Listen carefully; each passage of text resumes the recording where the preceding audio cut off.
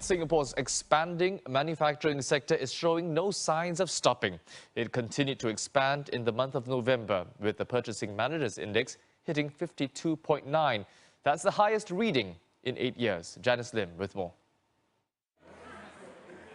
Everyone wants a piece of the latest iPhone or Pixel, and the popularity of these gadgets is driving Singapore's economy to grow.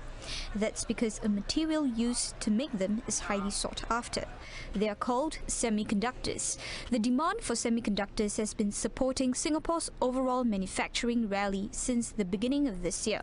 With the 0.3-point increase in November's PMI from last month, the manufacturing sector has been expanding consecutively for 15 months.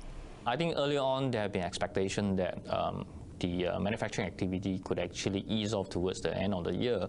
But I think today's figure pretty much suggests that otherwise, that the external demand on electronics products remain very strong, and to a large extent, it is really propping up the entire manufacturing sector, and vice versa on overall GDP growth figures. A huge portion of that demand for electronics, especially semiconductors, comes from China. Experts say China accounts for 70% of Singapore's non-oil exports. We also see China importing lots of semiconductors from our competing countries like Malaysia, like South Korea, Taiwan, even Japan. So I guess the situation in Singapore is that it's not because we are making semiconductors cheaper, better or faster than anyone, but it's just really a rising tide that lifts all the semiconductor countries right now. China is our largest export market.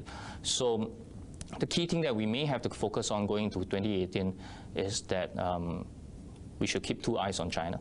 But with semiconductor sales in Asia-Pacific dipping from its peak in April 2017, experts say there may be slower growth next year. But it would not be significant.